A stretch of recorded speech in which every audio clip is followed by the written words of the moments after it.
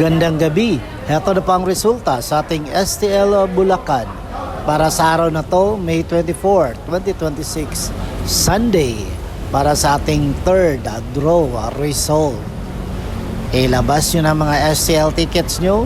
At heto na ang resulta sa ating STL Bulacan.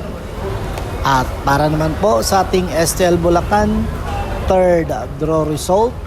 Ang resulta ngayong gabi ay ang numero ito. Special shout out po kay Emilia Tiongson, kay Carlos Horado, at lalong-lalo na kay Edna Yagudong. Salamat po sa iyong suporta at sana swertehin kayo at aasenso sa buhay. Okay? Don't forget to subscribe Purple Green TV. Paki-like at share po.